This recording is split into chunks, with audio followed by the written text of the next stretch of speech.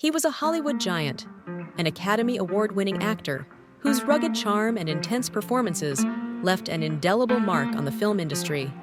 Gene Hackman, known for unforgettable roles in The French Connection, Unforgiven, and The Royal Tenenbaums, was more than just a legend on the screen. He was also a devoted husband who spent the later years of his life away from the glitz and glamour of Hollywood, choosing instead the peace and quiet of New Mexico with his beloved wife, Betsy Arakawa. But on February 26, 2025, tragedy struck. Gene Hackman and Betsy were found lifeless in their Santa Fe home, leaving fans and friends devastated and searching for answers. Born on January 30th, 1930, in San Bernardino, California, Eugene Allen Hackman was never destined for an easy road to success. His childhood was filled with struggles. His father abandoned the family when Gene was just 13, an event that deeply affected him. Young Hackman found solace in movies and radio shows, developing an early fascination with storytelling.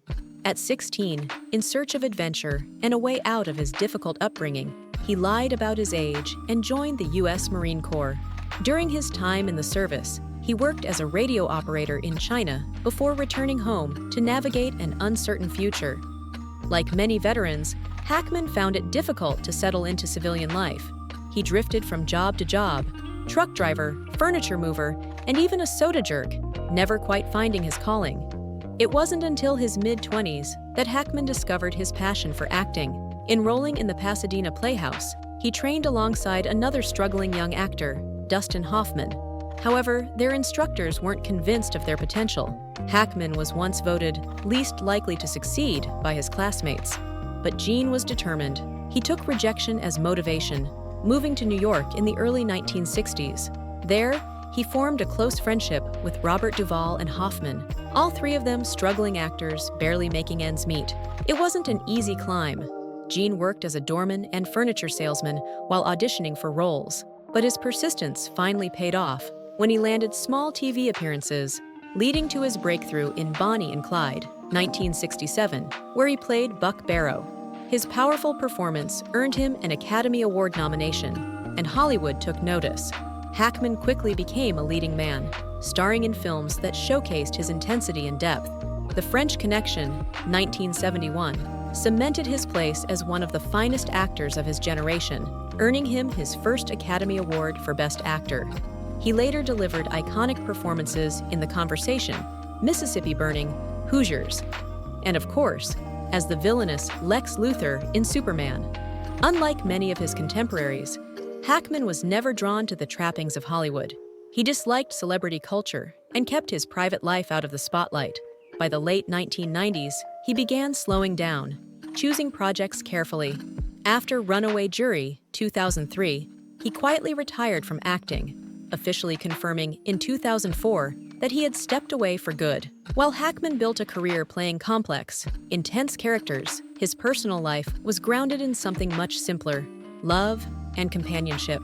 Before meeting Betsy Arakawa, Hackman was married to Faye Maltese for 30 years, with whom he had 3 children. However, their marriage ended in divorce in 1986, marking a turning point in Hackman's personal life. Around this time, Hackman met Betsy Arakawa, a talented classical pianist from Honolulu. Betsy was 30 years his junior, but their connection was immediate. She had a gentle, calming presence that balanced Hackman's sometimes gruff demeanor. Unlike Hollywood romances that burn bright and fizzle out, theirs was built on deep understanding and shared interests. In 1991, they married in a quiet ceremony, away from the paparazzi's glare. The couple found their sanctuary in Santa Fe, New Mexico, where they built a life far removed from Hollywood's chaos.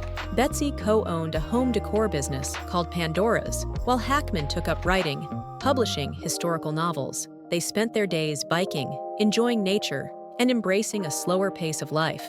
While Gene's face remained recognizable, locals respected their privacy, allowing them to live without intrusion.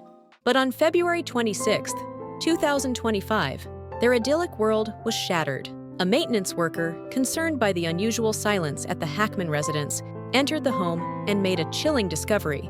Both Gene and Betsy were found deceased, along with one of their beloved dogs. Authorities were immediately called to the scene. Early reports suggested that the couple had been dead for several days, with Hackman's pacemaker data indicating that his heart had likely stopped on February 17th. The details surrounding Betsy's passing, however, were less clear. As investigators combed through the home, several peculiar details emerged. The front door was found unlocked. Prescription medications were discovered near Betsy's body in the bathroom. Yet, there were no immediate signs of foul play, no forced entry, and no indications of external injuries. Toxicology reports later confirmed that carbon monoxide poisoning was not the cause of death, deepening the mystery. While some speculated that Betsy may have suffered a medical emergency, others wondered if her passing was related to Hackman's. As of now, the official cause of death for Betsy Arakawa remains under investigation. What is known is that Gene Hackman, a man who spent his life captivating audiences, quietly took his final bow in the comfort of the home he loved. News of their deaths sent shockwaves throughout Hollywood.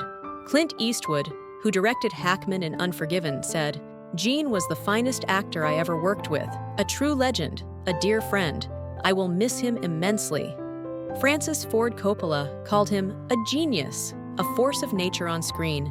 Fans around the world also mourned the loss of a cinematic giant, leaving flowers and heartfelt messages outside the couple's Santa Fe home.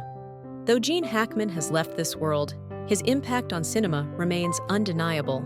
His performances will continue to inspire generations of actors, while his legacy as a private yet deeply respected artist endures. And while his and Betsy's final days remain clouded in mystery, one thing is certain: they shared a love story built on companionship, devotion, and an unwavering desire for a peaceful life away from the spotlight. Gene always said, "I don't think about legacy. I just hope people remember me as someone who tried to do good work."